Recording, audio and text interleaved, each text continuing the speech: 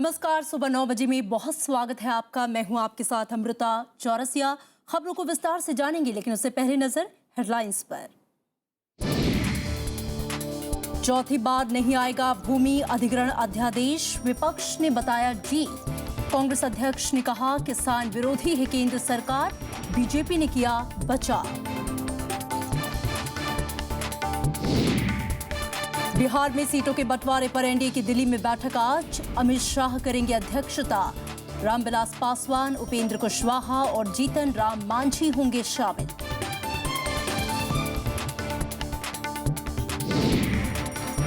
हार्दिक पटेल की मध्य प्रदेश में रैली आज, देश भर में आंदोलन का ऐलान। दिल्ली में जाट और गुर्जर नेताओं से सहयोग की अपील।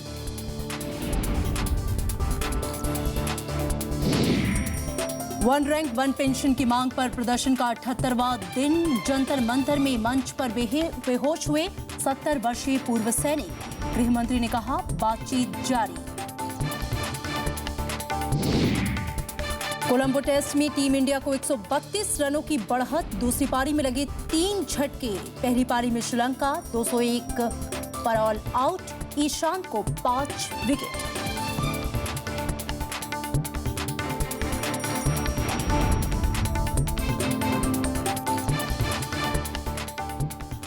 खबरों को विस्तार से जानते हैं और बुलेटिन की शुरुआत करते हैं बिहार चुनाव पर आज होने वाली एनडीए की बैठक से।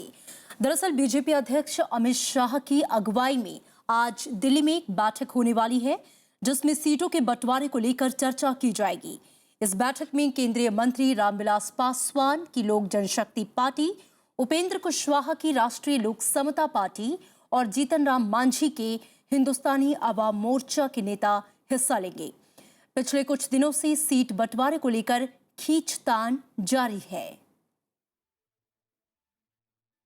और इधर बीजेपी रणनीति बना रही है, तो उधर महागठबंधन ने रविवार को पटना के गांधी मैदान में स्वाभिमान रैली कर चुनावी मैदान से हुंकार भरी।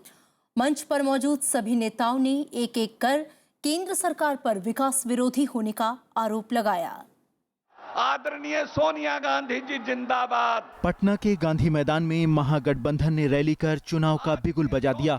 मंच पर मौजूद गठबंधन के सभी नेताओं ने एक के बाद एक केंद्र सरकार और प्रधानमंत्री नरेंद्र मोदी पर जमकर हमला बोला। अरे जो बिहार का है वो सिर्फ देश का इतिहास नहीं है, कई मायनों में मानव सभ्यता का इतिहास है। और हमारा डीएनए गड़बड़। भगवान बुद्ध को ज्ञान प्राप्त कराने वाली धरती, भगवान महावीर की धरती, किनकी धरती? गुरु गोविंद सिंह का जन्म स्थान, ये वो बिहार है और इसका डीएनए खराब। नीतीश कुमार ने प्रधानमंत्री की डीएनए वाले सवाल पर जवाब दिया, तो लालू यादव ने भी प्रधानमंत्री नरेंद्र मोदी पर पलटवार किया। लगता है नीतीश कुमार लालू इकट्ठा हो गए तो कानून व्यवस्था खराब है। अभी क्या हालत है गुजरात का? अरे बताओ ना मोदी जी, गुजरात का हालत क्या है? सैकड़ों जान चला गया, शूट एंड साइट है। मंच पर मौजूद सोनिया गांधी ने भी सरकार और प्रधानमंत्री के कामों की आलोचना की। मोदी सरकार किसान विरोधी सरकार है, जो किसानों की जमीन छीनकर अपने चंद अमीर दोस्तों में बांटना चाहती है। देश के किसानों के हकों की रक्षा के लिए हम सभी ने संसद में लड़ाई लड़ी और आखिर में सरकार को झुकना पड़ा। बिल्कुल। पटना के गांधी मैदान में उमड़ी भीड़ से महागठबंधन खासा उत्साहित है। दावा किया जा रहा है कि बिहार की जनता मौजूदा सरकार और गठबंधन के विजन से बेहद प्रभावित है।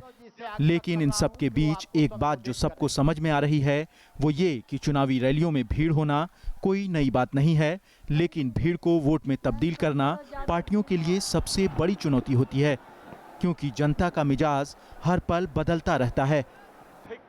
पटना से विशाल दैया, राज्यसभा टीवी। महागठबंधन के नेताओं के हमले का जवाब बीजेपी ने भी दिया। बीजेपी और उसके सहयोगी दलों ने रैली को ही असफल बताया है। पटना के गांधी मैदान से महागठबंधन ने केंद्र सरकार और प्रधानमंत्री नरेंद्र मोदी पर हल्ला बोला। तो बीजेपी और उसकी सहयोगी पार्टियों ने भी इसका खुलकर जवाब दिया।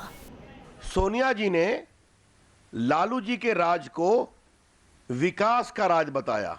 अब सोनिया गांधी लालू के राज को सुशासन बताएं, इससे बड़ा कोई क्रूर मजाक हो नहीं सकता। केंद्रीय मंत्री राजीव प्रताप रूडी ने मुख्यमंत्री नीतीश कुमार की जानकारी पर ही सवाल उठा दिया। आज उन्होंने एक ऐसी टिप्पणी की है कि शायद देश के प्रधानमंत्री के और उस प्रांत के लोगों का और गुजरात के लोगों का आजादी के लड़ाई में कोई आंदोलन नहीं। मुझे लगता है कि नीतीश कुमार देश के भूगोल और इतिहास को भूल गए हैं। वहीं लोक जनशक्ति पार्टी के सांसद चिराग पासवान ने महागठबंधन को बुझता हुआ चिराग बताया है। जिस तरीके से एक लौ बुझने से पहले जोर से फड़फड़ाती है, ये रैली उसी का ही एक नमूना है। महागठबंधन बुझने से पहले एक अंतिम ये लोग कोशिश कर रहे हैं कि भैया किसी तरीके से हम लोग, क्योंकि लगातार ये लोग कोशिश कर रहे हैं कि महागठबंधन की जो गाड़ी है किसी तरीके से स्टार्ट हो जाए। महागठबंधन से नाता तोड़ चुकी एनसीपी ने भी रैली को दिखावा बताया है। ऐसा पहले कभी नहीं हुआ कि जिस प्रकार से जातिवाद का नंगा नाच पटने में हुआ है आज, मैं समझता हूँ पहले कभी नहीं हुआ। और कोई नई बात किसी ने भी नहीं कही। और ये तमाम लोग जो एक मंच पर दिखाई पड़ रहे हैं, ये सब सत्ता में बने रहने के लिए कर रहे हैं। महागठबंधन की ये रैली कितना फायदा पहुंचाएगी, ये तो आने वाला वक्त बताएगा। लेकिन बिहार में जिस तरह पार्टियां एक दूसरे को घेरने में लगी हैं, उससे तो यही लगता है कि बिहार का बाजीगर बनना किसी भी पार्टी के लिए इतना आसान नहीं होगा। Bureau report, Rajya Sabha TV. Bihar का इतिहास है। और इस विषय पर पटना से हमारे संवाददाता विशाल दहिया फोन लाइन पर जुड़ गए हैं। विशाल, आपसे पहला सवाल ये है कि बिहार में सीटों के बंटवारे पर आज एनडीए की घटक दलों की बैठक है। बैठक को लेकर पटना में कैसा माहौल है? देखिए, क्योंकि सारे जो राजनीतिक दल हैं, एनडीए के जो घटक दल हैं, उन सबके नेता दिल्ली में बातचीत करेंगे, तो सीधे तौर पर यहाँ पटना में और पूरे बिहार में उन पार्टियों के जो नेता हैं और जो कार्यकर्ता हैं, उनकी नजर उस बैठक पर बनी रहेगी। इस बात की जानकारी के लिए कि आखिरकार क्या फैसला होता है, किस तरह से सीटों का बंटवारा इन सब पार्टियों के बीच होगा। जो सूचना हमारे पास है उसके मुताबिक जो बीजेपी के अलावा जो बाकी दल हैं इस गठबंधन में, यानी कि लोक जनशक्ति पार्टी और आरएलएसपी और जितिन राम मांझी की जो पार्टी है, वो सब चाहते हैं कि जो पुराना फॉर्मूला था, जिस फॉर्मूले के तहत बीजेपी और जेडीयू ने पिछला चुनाव लड़ा था, उसी फॉर्मूले के तहत सीटों का बंटवारा सभी पार्टियों के बीच होना चाहिए। यानी कि उन पार्टियों की कवायद ये है कि बीजेपी सिर्फ 102 सीटों पर ही चुनाव लड़े, जैसा कि पिछली बार उसने लड़ा था। लेकिन भाजपा के जो नेता हैं और भाजपा की जो रणनीति है उसके मुताबिक बीजेपी लगभग 150 से 160 सीटों पर चुनाव लड़ना चाहती है। और इसी बात को लेकर पिछले कई दिनों से जिसे कहा जाए, इस मामले पर इन घटक दलों में कोई समझौता नहीं हो पाया है कि सीटों का बंटवारा किस तरह से हो। लेकिन आज क्योंकि भाजपा के अध्यक्ष अमित शाह खुद बैठक में मौजूद रहेंगे, तो उम्मीद ये की जा रही है कि शायद आज ये पार्टियां किसी समझौते पर पहुंचे और जो सीटों का बंटवारा है उसको तय कर पाए, चुनाव की घोषणा होने। बिल्कुल विशाल, और अगर हम बात करें पटना में जो महागठबंधन की रैली हुई, कितना सफल उस रैली को मानते हैं आप, कितनी सफल रही? देखिए, जहां तक सफलता की बात है तो रैली की सफलता इस बात पर निर्भर करेगी कि किस तरह का समर्थन इन सब पार्टियों को जब चुनाव का समय आएगा तो मिलता है। लेकिन क्योंकि रूलिंग पार्टी की रैली थी, खुद मुख्यमंत्री नीतीश कुमार रैली में मौजूद थे, उसके अलावा उनके जो और साथी हैं इस महागठबंधन में, राष्ट्रीय जनता दल लालू प्रसाद यादव के नेतृत्व में और कांग्रेस सोनिया नेतृत्व में, तो ये तीनों बड़े नेता रैली में मौजूद थे। इस लिहाज से तीनों ही पार्टियों की तरफ से पूरा जैसे कहा जाए कि पूरी कोशिश की गई थी कि भीड़ को जुटाया जा सके। समाजवादी पार्टी के शिवपाल यादव भी वहां मौजूद थे, जो कि चौथे घटक दल हैं इस गठबंधन के।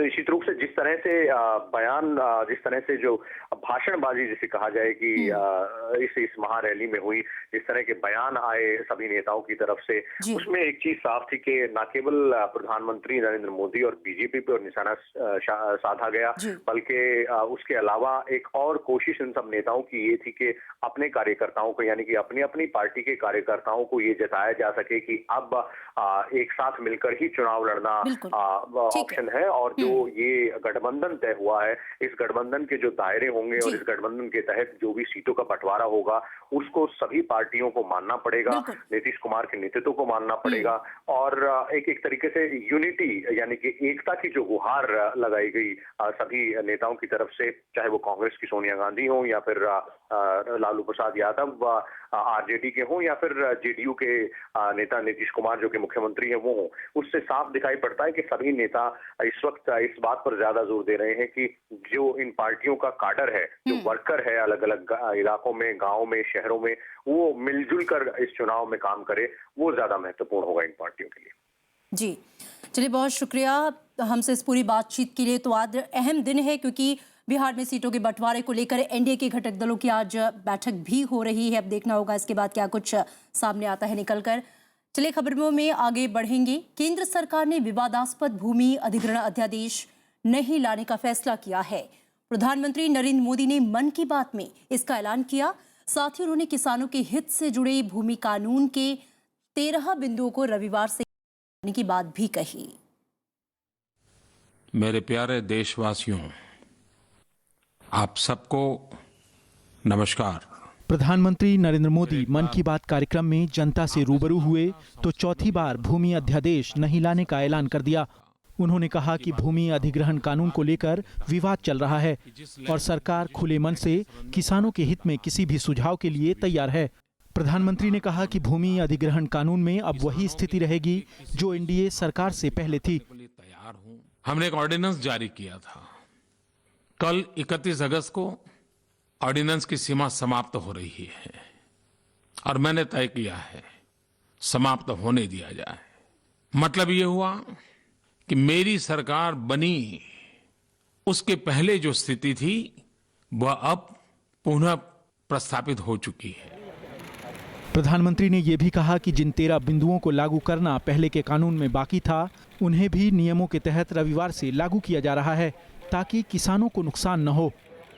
जिन 13 बिंदुओं को लागू करना पहले के कानून में बाकी था, उसको आज हम पूरा कर रहे हैं और मेरे किसान भाइयों बहनों को मैं विश्वास दिलाता हूं कि हमारे लिए जय जवान जय किसान ये नारा नहीं है, ये हमारा मंत्र है।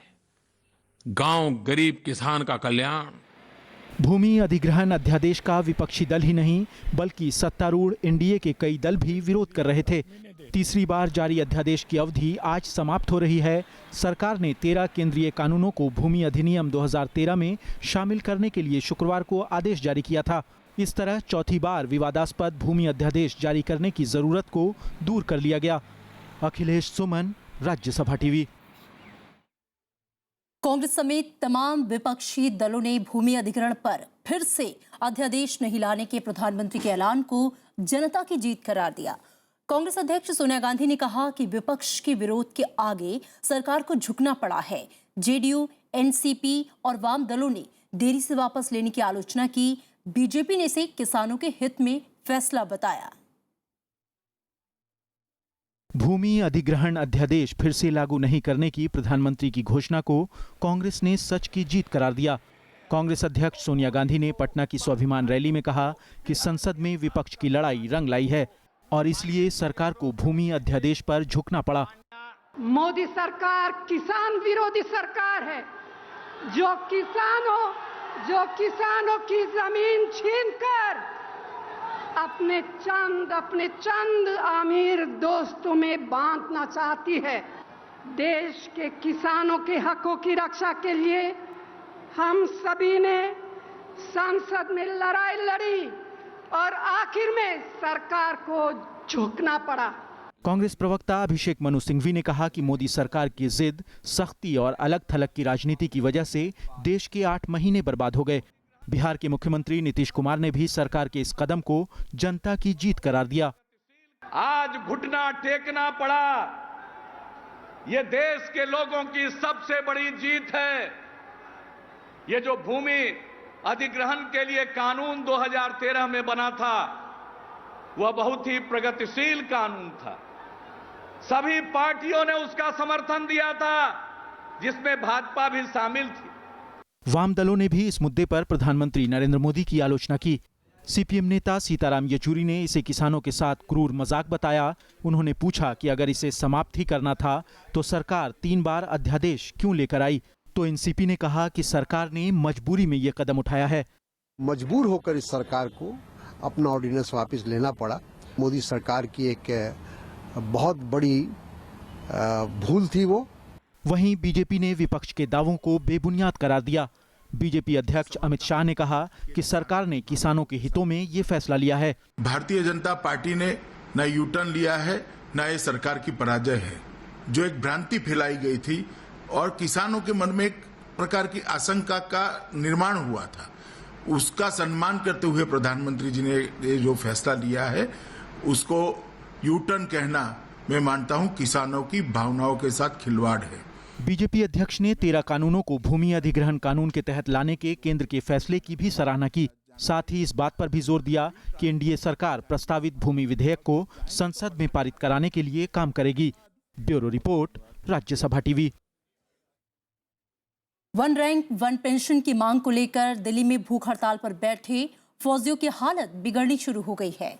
रविवार को 70 साल के एक पूर्व सैनिक को मंच पर बेहोश होने के बाद आर्मी अस्पताल में एडमिट कराया गया। विपक्ष ने एक बार फिर सरकार पर अपने वादे से मुकरने का आरोप लगाया है। ये 70 वर्षीय पूर्व सैनिक हवलदार बल सिंह हैं।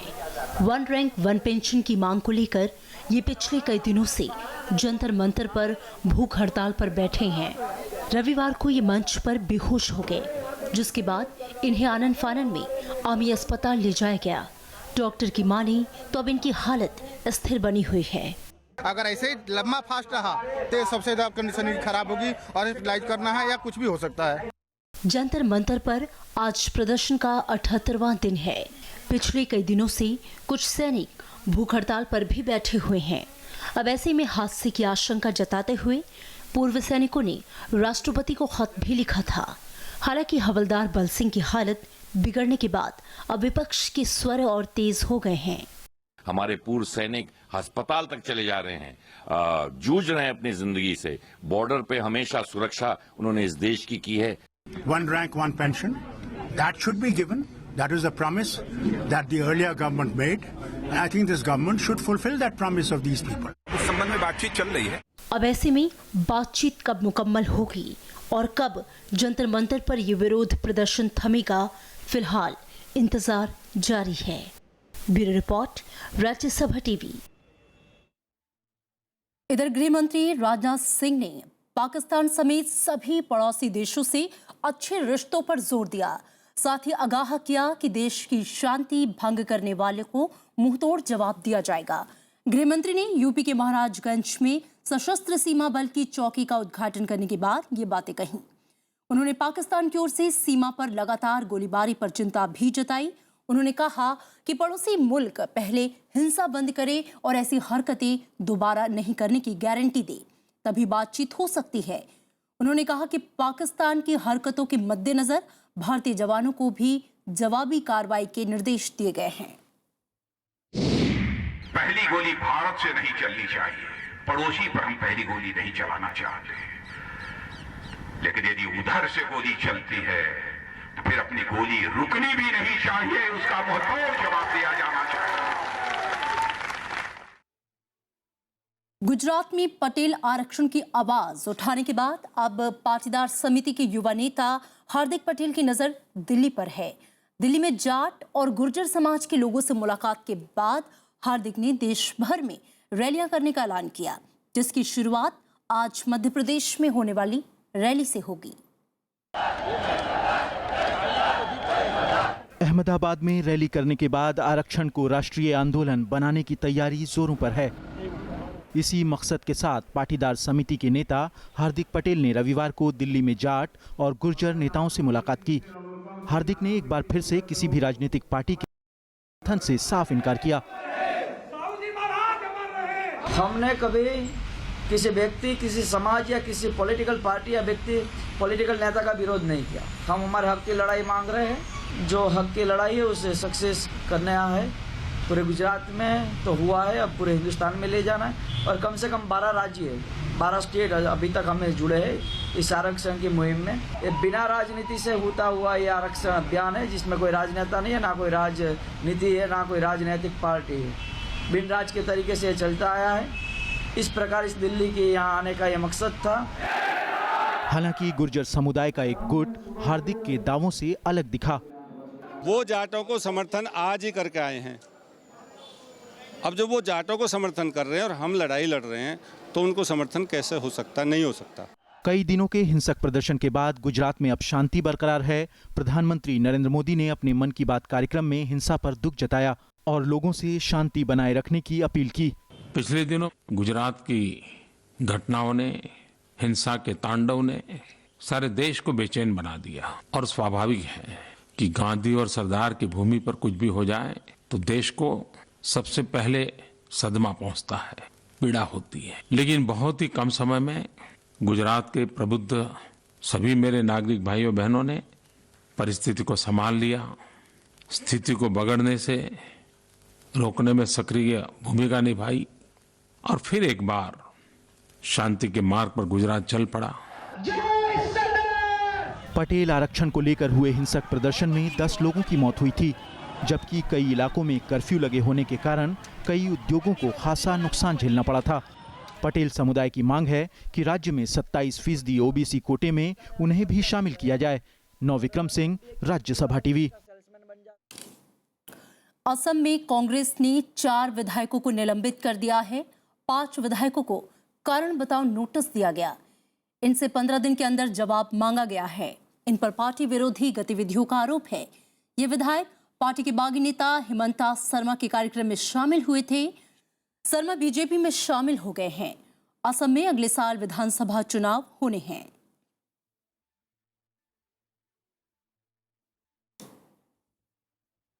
यहाँ रुकेंगे एक छोटे से ब्रेक के लिए और ब्रेक के बाद आगे देखेंगे जलपाईगुड़ी में बाढ़ से बिगड़े हालात।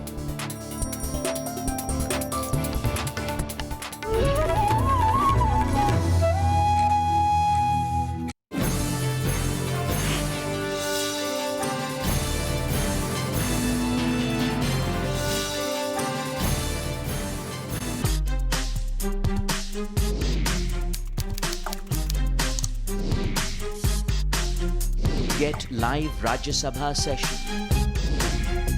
News, views, reports and analysis you can trust on social media.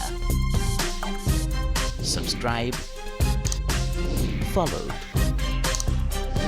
like Rajya Sabha Television.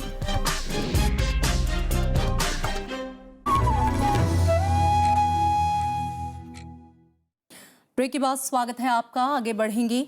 पश्चिम बंगाल के जलपाईगुड़ी में बाढ़ से फिर हालात खराब है।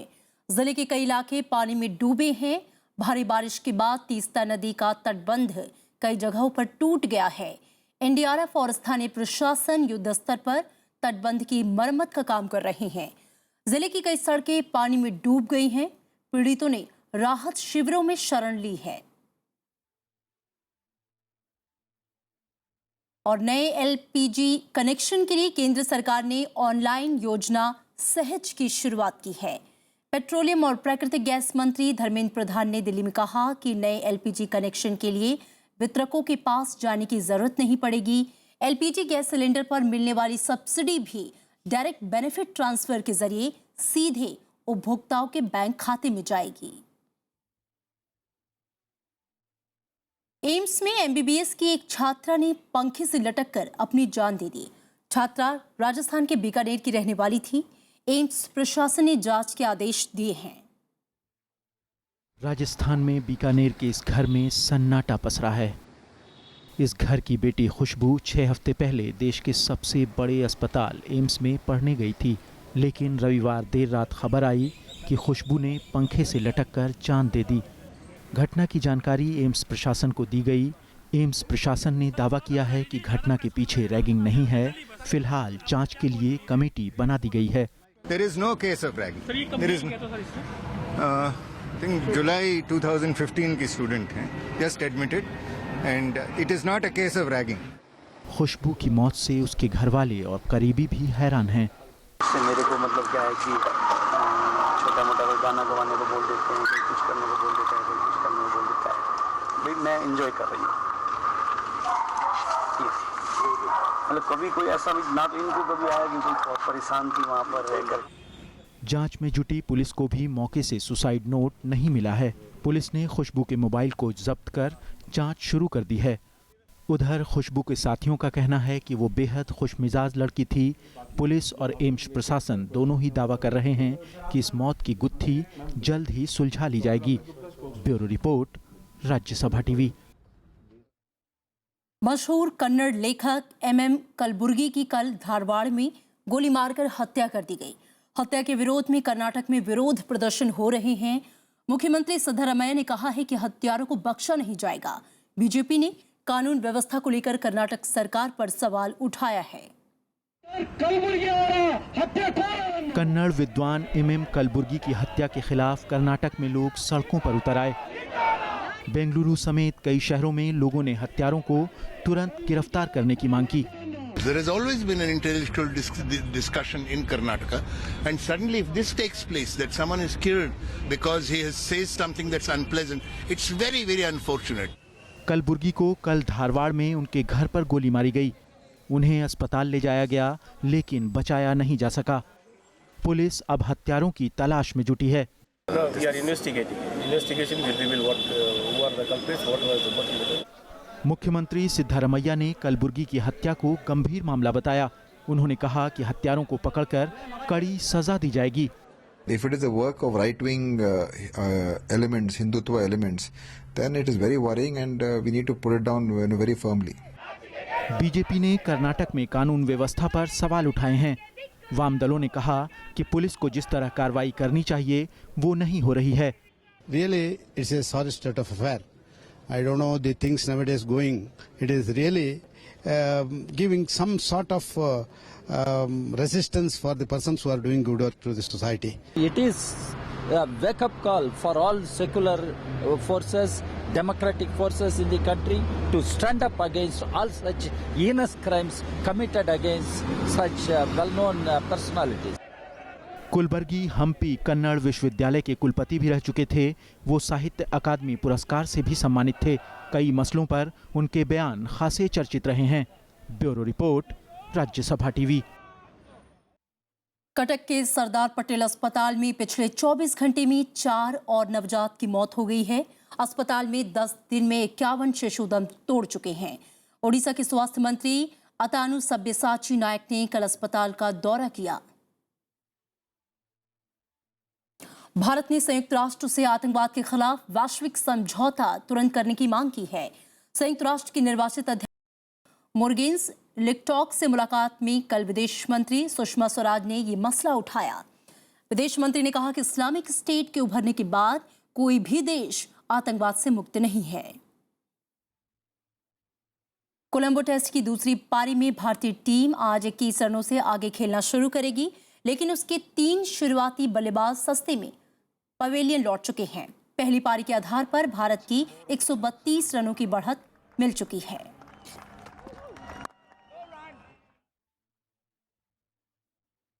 इन खबरों के साथ इस बुलेटिन में इतना ही, लेकिन जाते जाते नजर हेडलाइंस पर। चौथी बार नहीं आएगा भूमि अधिग्रहण अध्यादेश, विपक्ष ने बताया जीत। कांग्रेस अध्यक्ष ने कहा किसान विरोधी है केंद्र सरकार, बीजेपी ने किया बचाव। बिहार में सीटों के बंटवारे पर एनडीए की दिल्ली में बैठक आज, अमित शाह करेंगे अध्यक्षता। रामविलास पासवान, उपेंद्र कुशवाहा और जीतन राम मांझी होंगे शामिल। हार्दिक पटेल की मध्य प्रदेश में रैली आज, देश भर में आंदोलन का ऐलान। दिल्ली में जाट और गुर्जर नेताओं से सहयोग की appeal. One rank one pension की मांग पर प्रदर्शन का 78वां दिन। जंतर मंतर में मंच पर बेहोश हुए 70 वर्षीय पूर्व सैनिक। गृह मंत्री ने कहा बातचीत जारी।